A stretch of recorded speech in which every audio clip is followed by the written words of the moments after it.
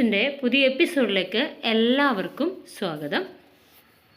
Professor PS വേലായുധൻ്റെ ലോക ചരിത്രത്തിലെ 11ാമത്തെ ചാപ്റ്ററാണ് നമ്മൾ നോക്കുന്നത്. പ്രാചീന അമേരിക്കൻ സംസ്കാരങ്ങളെക്കുറിച്ചാണ് ഇതിൽ പറയുന്നത്. വളരെ പുരാതന കാലം മുതൽക്കേ അമേരിക്കയിലെ ആദിമ നിവാസികളുടെ ഇടയിൽ വിശിഷ്ടമായ ഒരു നാഗരികത നിലവിലുണ്ടായിരുന്നു. കൊളംബസ് AD 1492 അമേരിക്കയിലെത്തിയപ്പോൾ ആ സ്ഥലം ഇന്ത്യയാണെന്ന് തെറ്റിദ്ധരിച്ചതുകൊണ്ട് അവിടുത്തുകാരെ ഇന്ത്യക്കാരെന്ന് വിളിച്ചു. അന്നു മുതൽ അമേരിക്കയിലെ നാട്ടുകാർ അമേരിക്കൻ ഇന്ത്യക്കാർ അഥവാ അമേരിക്കൻ ഇന്ത്യൻസ് എന്ന പേരിൽ അറിയപ്പെട്ടു. ഇതിൻ്റെ ചുരുക്കപ്പേരായി അമേരിന്ത്യന്മാർ എന്നും ചരിത്രകാരന്മാർ അവരെ വിളിക്കാറുണ്ട്.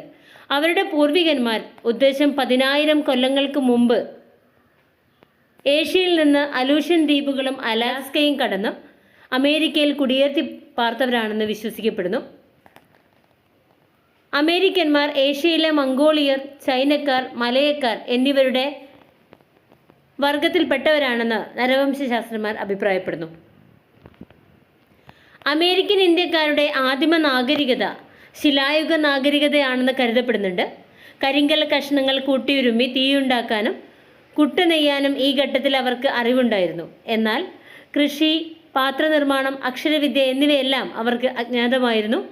കാലാന്തരത്തിൽ മെക്സിക്കോ, പെറു, മധ്യ അമേരിക്ക, വടക്കേ അമേരിക്കയുടെ തെക്കുകിഴക്കൻ പ്രദേശങ്ങൾ എന്നീ ഭാഗങ്ങളിൽ കൃഷി വികസിക്കാൻ തുടങ്ങി.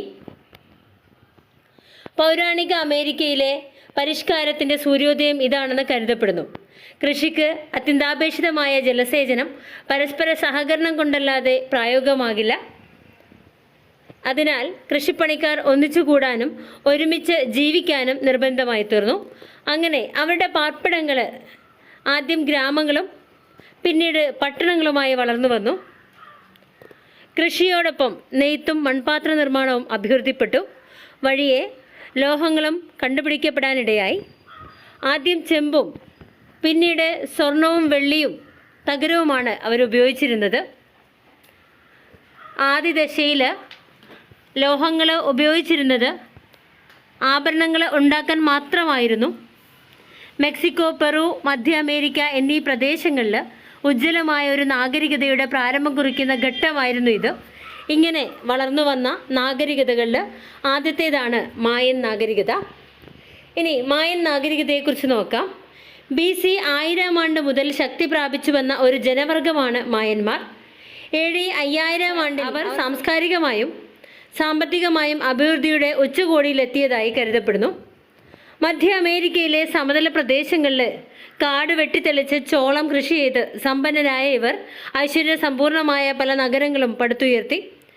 അവർ സാംസ്കാരികമായി ഉന്നതി പ്രാപിച്ചിരുന്ന കാലഘട്ടത്തിൽ അവരുടെ നാഗരികതയെ കവച്ചുവെക്കാൻ ലോകത്തിൽ മറ്റൊരു നാഗരികതയും ഉണ്ടായിരുന്നില്ല. അവരുടെ പ്രതാപകാലത്ത് അവരുടെ അധീനതയിലുണ്ടായിരുന്ന പ്രദേശങ്ങൾ നഗരരാഷ്ട്രങ്ങളായി വിഭജിക്കപ്പെട്ടിരുന്നു.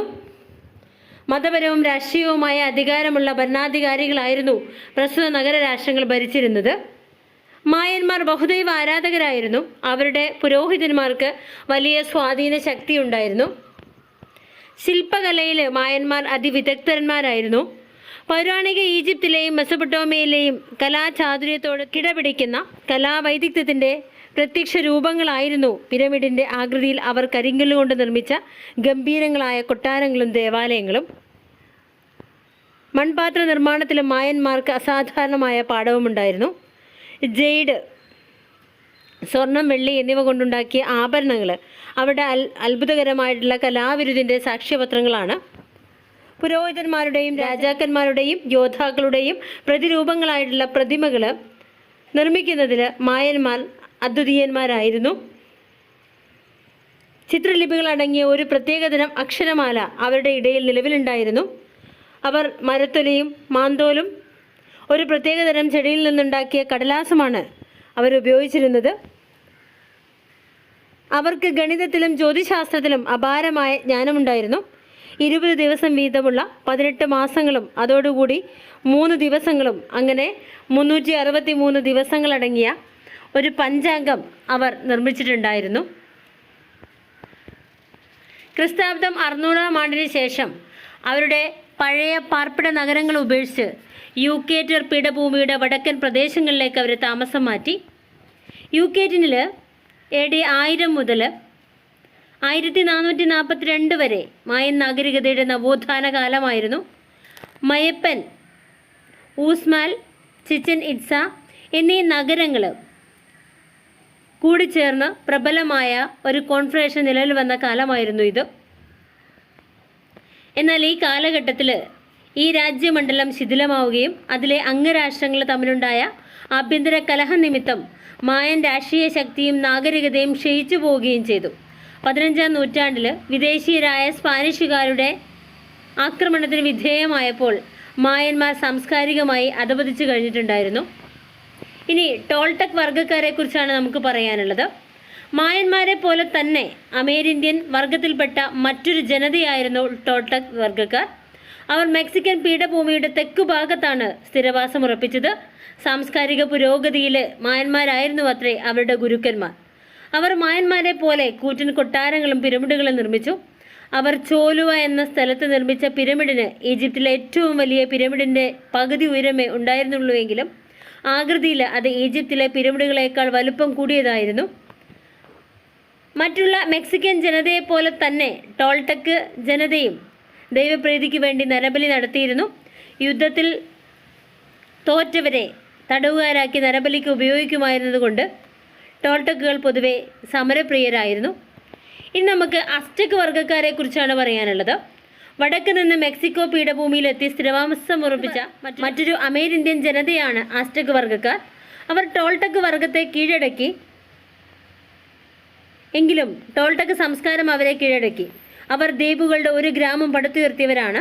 മെക്സിക്കോ പീഠഭൂമിയുടെ ശൃംഖയിൽ ഒരു തടാകത്തിനുള്ളിൽ ചിതറക്കിടന്നിരുന്ന ദ്വീപുകളിൽ ഓലമേഞ്ഞ ഭവനങ്ങളുണ്ടാക്കിയാണ് അവർ ഈ ഗ്രാമത്തിന് രൂപം നൽകിയത്. കാലക്രമേണ ഗ്രാമം നഗരമായി വികസിച്ചു.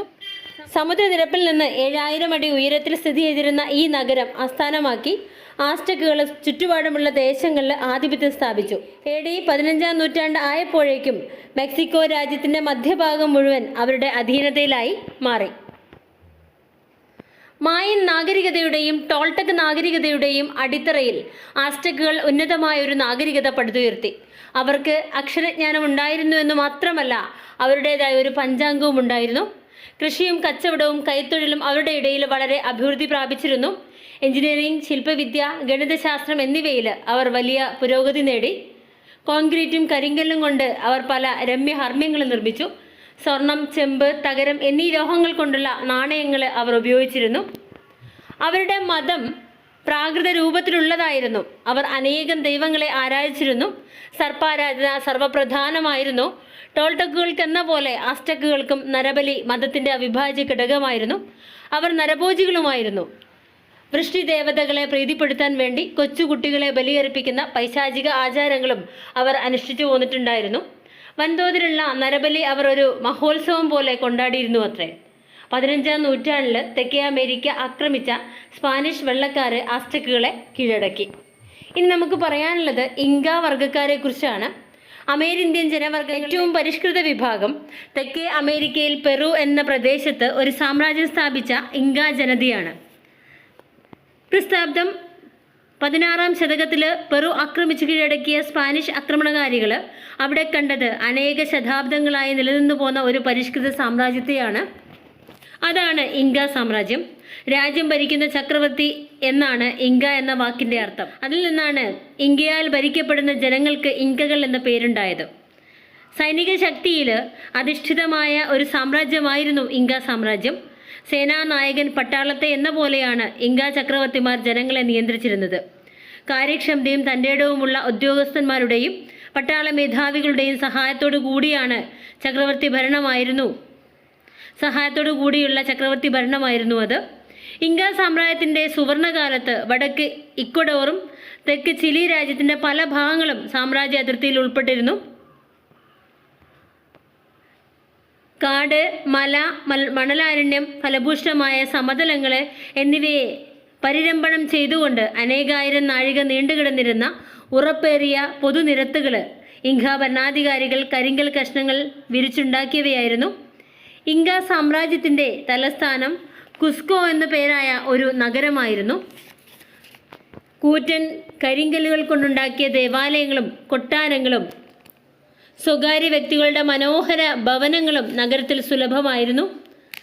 അവയിൽ സൂര്യദേവൻ്റെ ദേവാലയം കൽപ്പണിയുടെ കലാസൗഭകം തുളുമ്പുന്ന അതിരമണീയമായ ശില്പമായിരുന്നു എന്ന് പറയാം. മൺപാത്ര നിർമ്മാണത്തിലും സ്വർണവും വെള്ളിയും ചെമ്പും കൊണ്ട് ആഭരണങ്ങൾ പണിയുന്നതിലും അവർ അത്ഭുതകരമായ കലാവിരുത് പ്രദർശിപ്പിച്ചിരുന്നു. തുണി നെയ്ത്തിൽ മാനവ ചരിത്രത്തിൽ തന്നെ ഒരുപക്ഷെ അവരെ അതിശയിക്കാൻ ആരുമുണ്ടായിട്ടില്ലെന്നാണ് ചരിത്രകാരന്മാർ പറയുന്നത്. അതിനായി അവർ പലതരം പഞ്ഞിച്ചെടികളും വളർത്തിയിരുന്നു. കമ്പിളി വസ്ത്രം നെയ്യാൻ ഗൊനക്കോ, വിക്കുണിയ എന്നിങ്ങനെ 4 തരം ജന്തുക്കളുടെ രോമങ്ങൾ ഉപയോഗിച്ചിരുന്നു. രാഷ്ട്രീയമായി അമേരിന്ത്യൻ വർഗ്ഗക്കാരിൽ ഇങ്ക ജനതയായിരുന്നു ഏറ്റവും പുരോഗമിച്ചിരുന്നത്.